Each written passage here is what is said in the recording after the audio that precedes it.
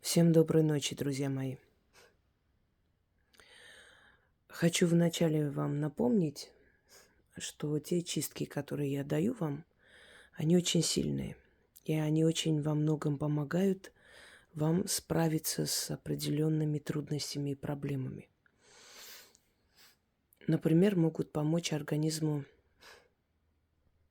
обновиться, восстановиться, обойтись без операции, очень часто так бывает, исцелить свою кровь,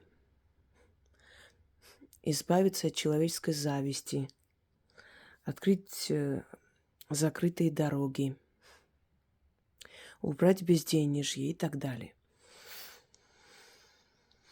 Для того, чтобы каждому человеку отдельно не объяснять, не снимать, точнее, не объяснять, не записывать и так далее, я решила когда-то, что я просто буду снимать и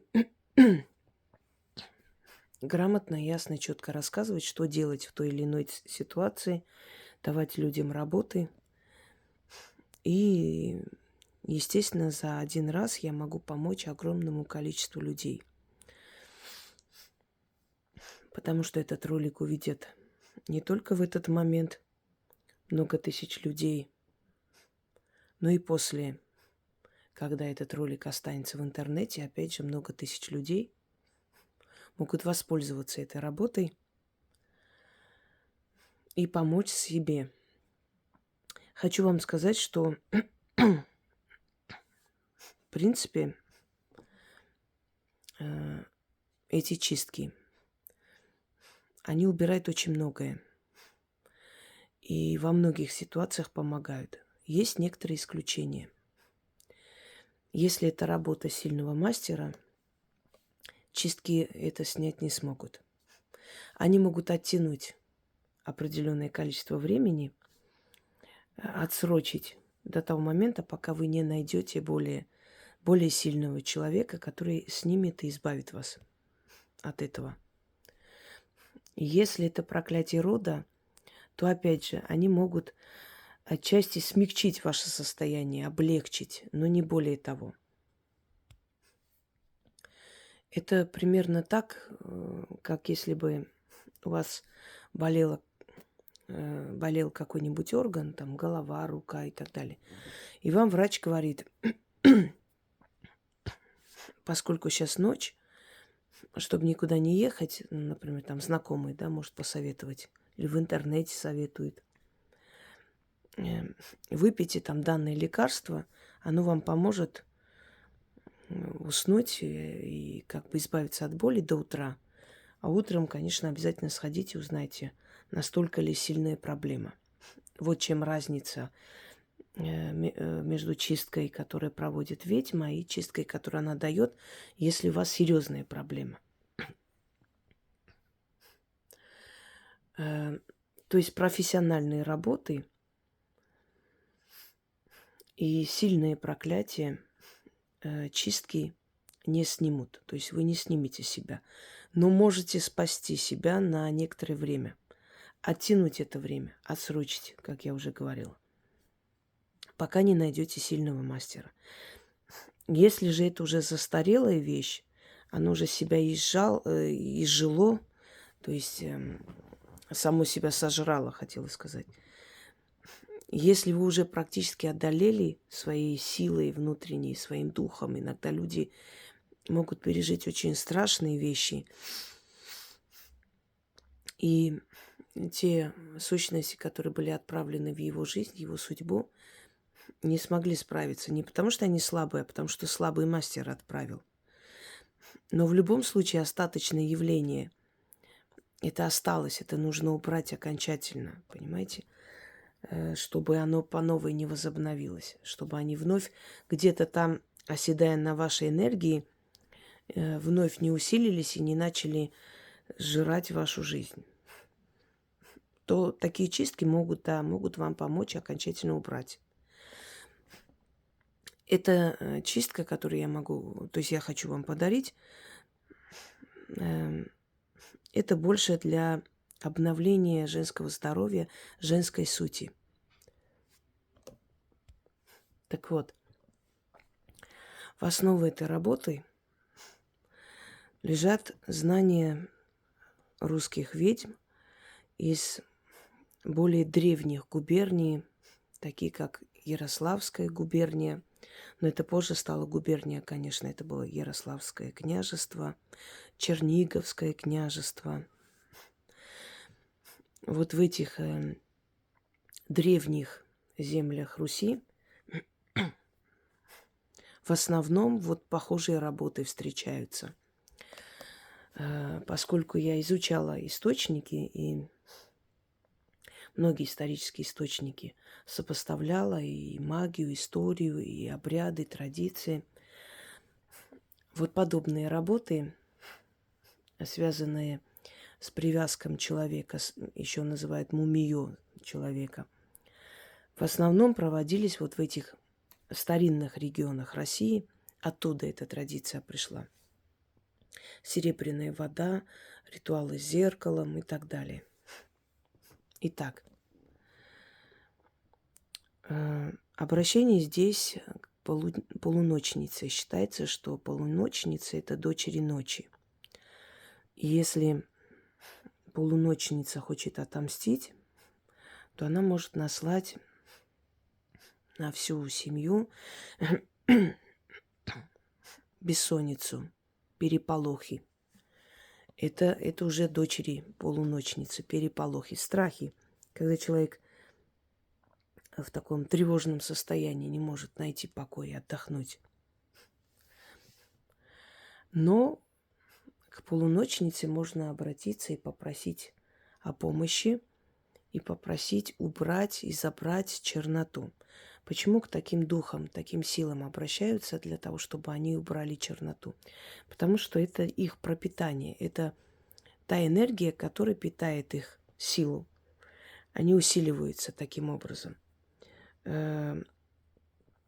Вот поэтому они с радостью забирают с людей вот эту черноту. Это их еда, так называемая.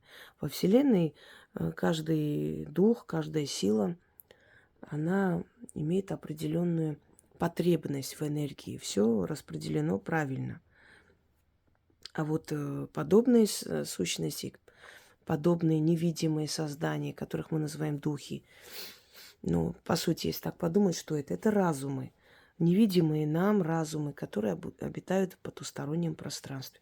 Вот эти невидимые разумы, у них разные пропитания, разные потребности, и многие из них, которых мы призываем для чисток, они забирают с нас вот эту черноту и питаются этой энергией.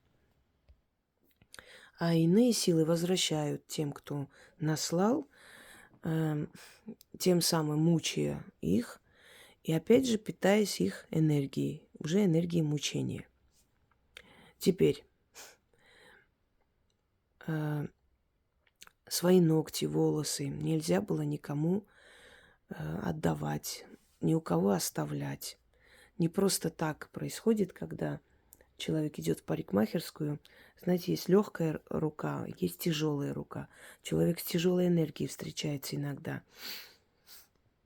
После его стрижки волосы начинают редеть, плохо растут. А есть парикмахеры, после которых волосы начинают оздоравливаться, становятся более пышные и так далее. И чаще всего, если у вас есть привычка волосы свои расчесывать и кидать в мусорку или где-нибудь еще, то наверняка у вас головные боли есть. Одно время и у меня была привычка, пока я себя не приучила к тому, что хотя бы, если мне некогда сжигать их, хотя бы кинуть просто и смыть волосы. Отдайте стихии воды. Воде отдайте хотя бы. Потому что если ваши волосы будут летать, непонятно где, если птицы будут забирать и выть с них гнезда и так далее, то ваши головные боли не пройдут.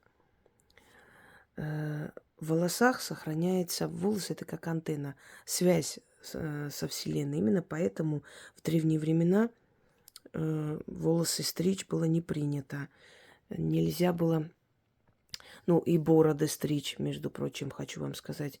Почему бороды отращивали мужчины? Потому что это их связь с родом. Э, Через волосы человек принимает определенную информацию на самом деле. Это реальность. Это не означает, что мы должны все ходить там волосатые и прочее. Нет. Но, по крайней мере, мы должны очень бережно относиться, потому что волосы отчасти наша защита. И не разбрасываться там и здесь. Еще волосы – это связь с нашей сущностью. Это то есть это связь с нашим фантомом, с нашими подсознательными там страхами, желаниями и так далее. Волосы – это связь с нашим родом. Почему волосы, если попадут в нехорошие руки, то на них можно навести что угодно. Волосы, ногти. Это не просто, скажем так, материал, который можно срезать и выкинуть. Это материал, который нас связывает с ними. И если это забрать, если с этого сделать вольт или что-то еще, то человек может пострадать. Смотря кто делает, конечно. Но даже самый неопытный кустарщик может что-нибудь да навести.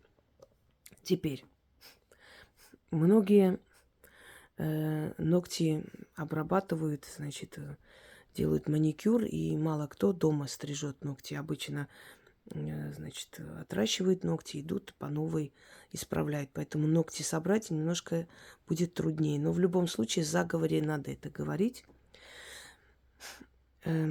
По крайней мере, соберите волосы. Вы расчесываетесь, снимайте с расчески и собирайте в пакете. Если вы стрижете ногти, если вы не ходите никуда, сами делаете, значит, стригите, соберите туда ногти. Раз в месяц берете котелок. Раньше сжигали дрова, другие там, скажем так, такие материалы для розжига. Сейчас более современный мир. Можете брать спирт. Можете брать даже вот для розжига костров. Оно там состоит из парафина. В принципе, можно и этим. Значит, в этом котелке сжигаете и читайте над огнем. Можно перемешивать, можно там добавлять сверху масло или спирт, чем вы сжигаете, смотря. Значит, можете читать даже тогда, когда огонь погас. Читать надо 6 раз. Раз в месяц. Ну, не обязательно прям строго соблюдать. Ну, как вспомните. Месяц прошел, все уже собрано. Берете это все, сжигаете в этом котелке. 6 раз говорите эти слова. После чего смывайте. Смывайте в унитаз, смывайте в раковину. Куда у вас удобнее смывать, туда и смывайте. Если у вас рядом есть река, можете в реку кинуть. Но, конечно, лучше смыть дома и закончить этим. И запомните, нельзя кидать это в стоячую воду, потому что стоячая вода, болотная вода, озерная вода, море, оно символизирует как бы застой. Только река символизирует жизнь, продвижение вперед. Если вы вот сделаете это своей привычкой, по сути, вам придется в год, наверное, 12 раз это проводить. Если вы сделаете это своей привычкой, вы начнете замечать вот через месяц, два, три, что вы начинаете молодеть, вам становится легче, у вас лучше становится самочувствие, у вас снимаются отеки ног. Дело в том, что мы живем в социуме. Вокруг нас огромное количество ненависти, злости, зависти. Особенно, если вы на виду, особенно, если вы умный человек, яркая личность и так далее. Это подходит и для женщин, но оно может и обновить и мужскую энергию. Здесь четко, ясно не сказано, что это именно вот женская энергия или мужская. Почему я для женщин рассказываю? Потому что в основном женщины это делают. Женщины больше связаны с миром духов, у них более развито это чутье, понимание. Знаете, не помню, кто из древних колдунов сказал, все смеются над магией до тех пор, пока не испробовали сами и не увидели это чудо. Вот поэтому у мужчин немножко другая психология. Они начинают верить в это, когда видят, что действительно ваши заговоры принесли в семью деньги, удачу. Они начинают в это верить. Даже сами напоминают, что иди сделай, начитай, может, чего надо купить для фортуны. Еще раз повторюсь, женщина верит и получает. Мужчина получает, только потом верит. Мы по-разному созданы, по-разному живем и по-разному чувствуем. Итак, вам нужно месяц собирать ногти и волосы. Если ногти не собираете, хотя бы волосы. Волосы-то вы точно расчесываете. Если пойдете в парикмахерскую, вам постригут, попросите там что-нибудь постелить и после отдать вам ваши волосы. Не оставляйте там волосы. Пусть даже с чужими волосами, неважно, но забирайте. И сожгите, естественно. Значит, волосы, ногти. Ну, для розжига спирт подходит или еще что-нибудь, что удобно. Сжигайте, но сжигать нужно после 12 ночи, то есть 00:00 ночи. Это время полуночниц, с 00 до 03. Это самое активное время духов. Поэтому старайтесь такие сильные работы делать вот в этом промежутке. 6 раз начитали, смыли, ложитесь спать. У вас будет сон, как у младенца. Успокойте нервную систему, прям станет легче, вот боль в ногах отпустит и так далее. На самом деле вы помолодеете. Вот что у вас будет происходить. Сделайте это. Знаете, иногда нужно и себе помочь, не только другим. Если вашей дочери больше 12 лет, ей тоже можно это провести. Точно так же собрать свои волосы, ногти, заодно и вы научите ее этому. И это станет привычкой на всю жизнь. Это замечательная привычка. И после чего проведете и обновите свое женское состояние и здоровье. Мужчины могут провести. У мужчин не такие длинные волосы, но ногти-то они стригут. Пусть будет какая-то часть волос, какая-то часть ногтей. И у них организм обновится. Просто я знаю, что это будет делать женщина, поэтому больше нацелена на них. И заговор следующий. Пойду я простоволосая и босоногая. Из дома в ворота, из ворот во чисто поле. Там сидит на троне мать-полуночница. У ее ног костер жертвенный яро пылает. Всю черноту людскую сжигает. Полуночница-матушка, узри меня, услышь меня. В моем деле подсоби мне. Кидаю в костер у ног полуночницы волосы и ногти. Если у вас только волосы, значит только волосы. Только ногти, значит только ногти. Через ногти мои, через мои волосы тело свое очищаю. Всю черноту с себя снимаю. В огне сжигаю порчи и корчи, с глаз и злой посыл. Людская зависть. Навели мне, али сама на себя стянула. Сгори скверно, чернота. Часть дымом уйди, часть в воду пойди. Очищайся, мое тело. Моя душа и разум, обновись разом. Ключ, замок, язык. Заклято. Еще раз. Пойду я простоволосая и босоногая. Из дома в ворота, из ворот во чисто поле. Там сидит на троне мать-полуночница. У ее ног костер жертвенный яро пылает. Всю черноту людскую сжигает. Полуночница-матушка, узри меня, услышь меня. В моем деле подсоби мне. Кидаю в костер у ног полуночницы свои волосы и ногти. Через ногти мои, через мои волосы тело свое очищаю. Всю черноту себя снимаю. В огне сжигаю порчи и корчи. С глаз и злой посыл. Людская зависть. Навели мне, али сама на себя стянула.